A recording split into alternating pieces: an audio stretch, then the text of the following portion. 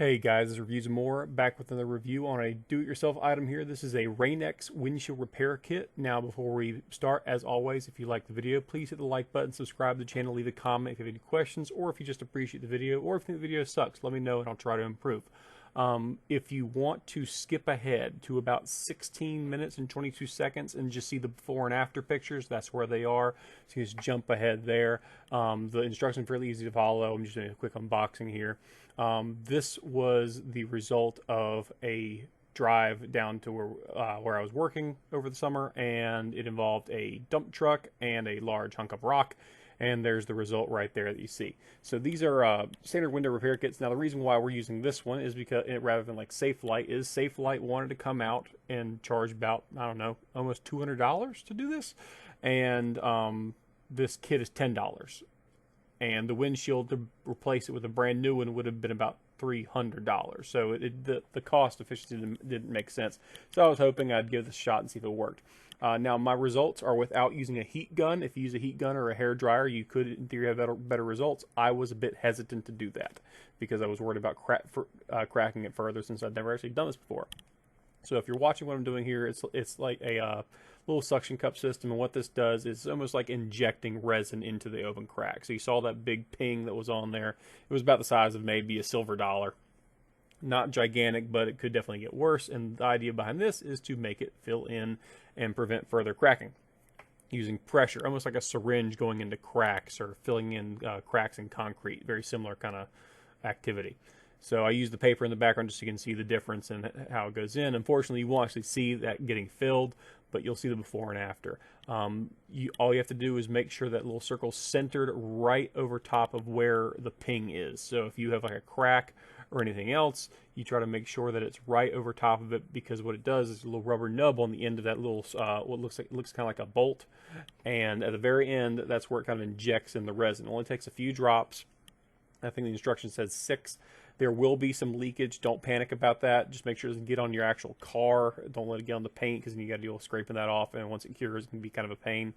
And then you put in the plunger over top, you screw it in, and you do it kind of slowly, and that fills in the gaps, basically pushes that resin into it. So it's a very simple process. The biggest thing is going to make a mess is you'll see a little drizzle that comes down here. That's because I'm doing this for the first time, and this was a very big chip that starts the ping, that starts all like the big star pattern going out. So I had to do it twice. And as you're working on this, you'll notice a pretty big difference right away, but you're going to want to redo this a couple times, release the pressure on the little screw and put it back in a few times, and that takes care of a fairly good bit of it. Like I said, I think my results could have been better if I'd used a heat gun, but because I'd never used one in this context where I was kind of hesitant, I was kind of worried it might end up making it worse or curing the stuff or curing the resin. But the resin actually cures in sunlight, so that's how you actually just take it outside and let it sit in the dry sun, and that takes care of it. But as you are putting this in, you're going to turn it and right up into the point where you think it's going to turn the bolt itself. Because if you turn that bolt too much, the rubber nub on the end of it smushes shut, and then the resin can't get out. So you don't want to do that. So make sure it's basically in there snug, but not so tight that the whole thing starts turning. And you actually see me kind of mess up a little bit. It'll start turning out. Now you see there the resin coming out towards the bottom. That's fine. It wipes right up. Just don't let it get on your paint job or on any parts of your car that are potentially like rough, or like sometimes cars have little plastic pieces down by where the windshield wipers are. Don't let it get on there, because it could in theory dry and look kind of goofy and have to be scraped off or rubbed off pretty heavily. Now, once you have it on there snug and you have the resin slowly being like just filling all the cracks in your windshield, let it sit for about 6 minutes to try to get all of it in there. Then you basically let the pressure off of it by turning it counterclockwise to get it out, then putting it back in just to let it refill those gaps as best you can. Because the chip on this particular windshield crack was so wide, I actually had to do this twice. I pulled it out again, reset the resin in hopes of basically getting essentially what amounts to 2 sources of the cracking, because depending on where you put it, where I put it the first time, it filled in some of the cracks, but not all of them. So you see me do it twice here. And I'll resume the narration about 10 minutes and 30 seconds when I put on the sealing tabs, basically little plastic pieces that are kind of like cellophane that you put a little bit of resin on to keep it a smooth finish that you can then scrape off the excess. So if you see up to 10:30, you'll see that.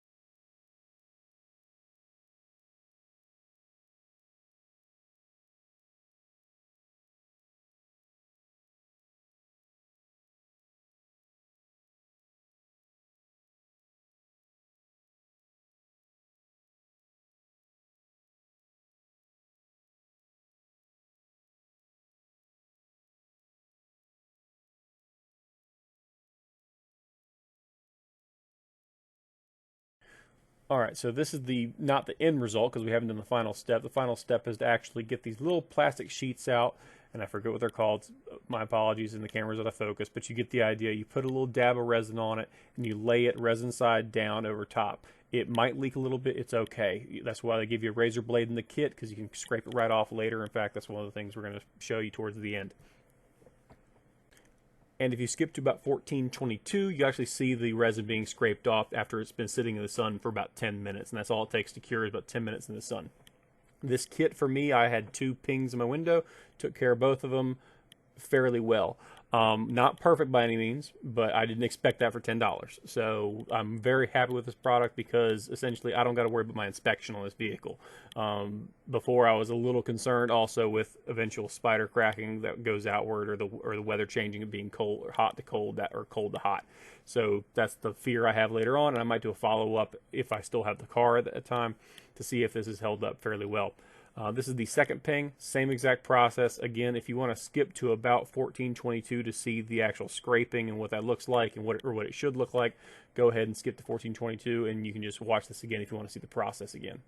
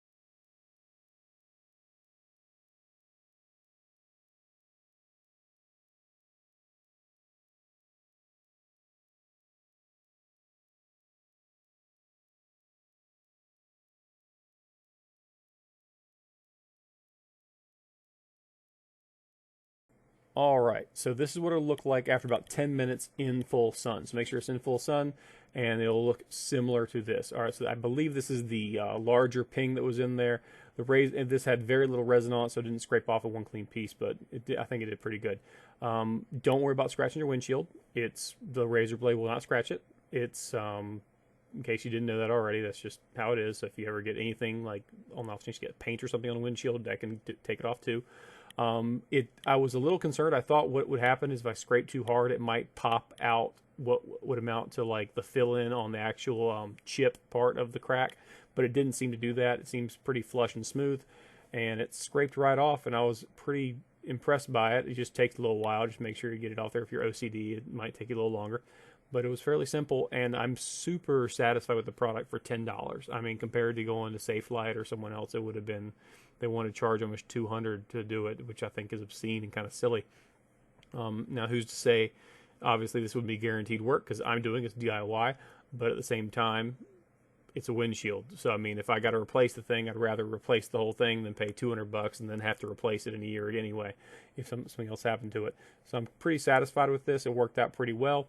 Again, $10. It took me about maybe 30 minutes to do it, and that's with videoing. So that's how long it took. I'm sorry, I'll call it 40 minutes because I had two things I was working on. And that's me just spraying it off, trying to just show what the final result is.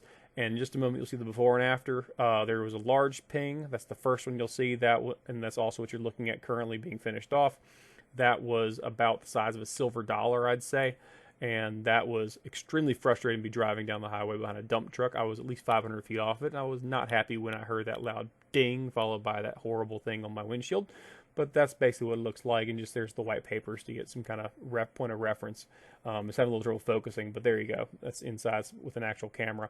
So the before and after, it did a pretty good job. I'm actually very happy with it. So I hope this video helped you all out, guys. If you like it, please hit the like button. If you didn't like it, hit the dislike button and give me some feedback. And there's the other before and after picture. I hope it was helpful. Have a great day. Thanks for watching. I appreciate your time.